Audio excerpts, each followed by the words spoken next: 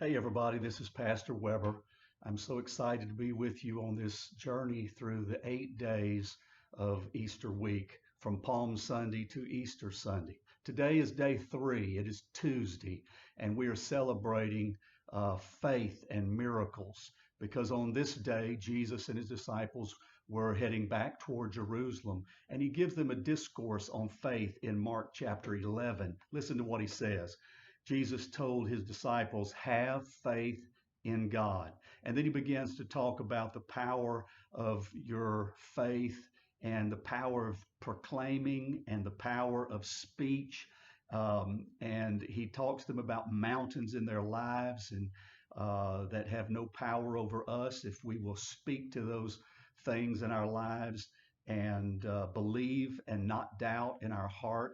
He said that there's not anything that cannot be accomplished. And so on this day, we celebrate the miracles of Jesus and the things he's done in our lives. For me personally, there's so many. The most recent, I think, that he has done in my life took place just over 4 years ago. And I had a major back issue. The doctors told me that my back had degenerative discs, and that's irreversible.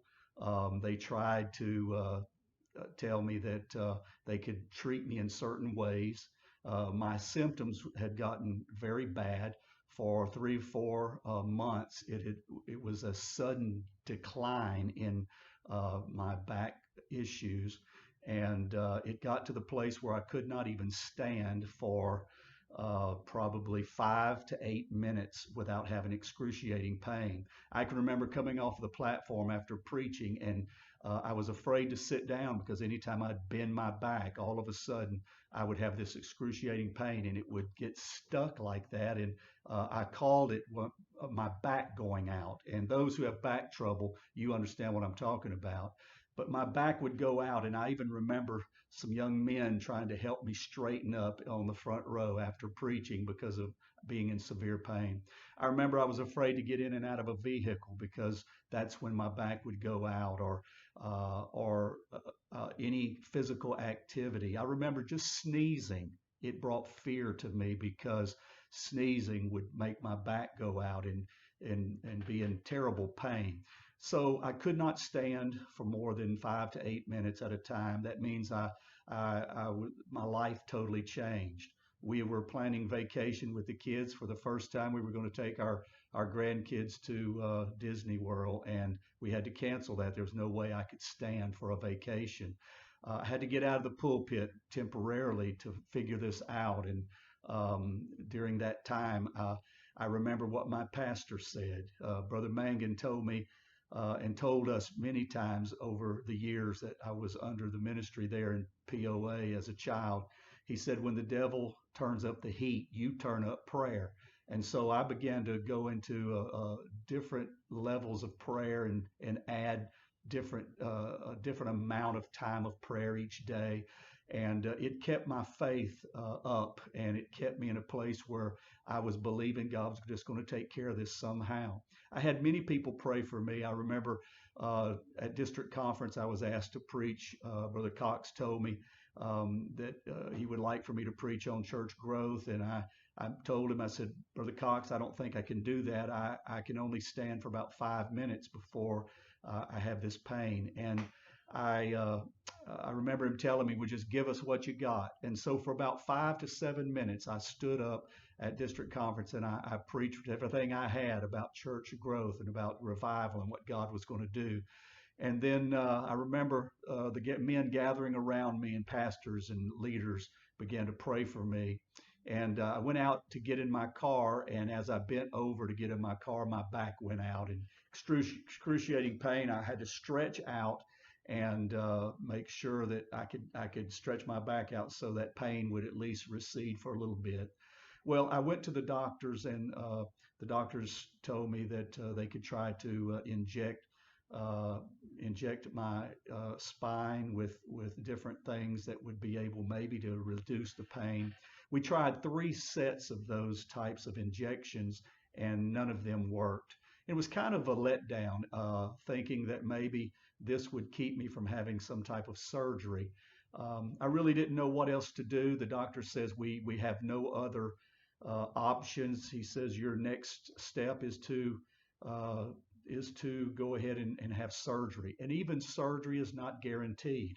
And I read about many different testimonies of surgeries that worked, and then I read about surgeries that were like mine that I would have to have that did not work and even left the patient worse than before. So these were just very unsettled times. And I remember just before Easter, just several weeks, our team was waiting on me to let them know what we're going to do for Easter because we never had waited that long. Usually, months and months before Easter, we had it planned. But I just felt unsettled about a plan for Easter, and I told them, I said, just hold on and wait. I believe God's going to give us direction. Probably 2 or 3 weeks before Easter, I felt in prayer to have uh, a prayer, a miracle service, prayer and miracles and worship. And I just believed God was going to do some great things in our midst. I couldn't stand, so I'd planned on sitting that entire service.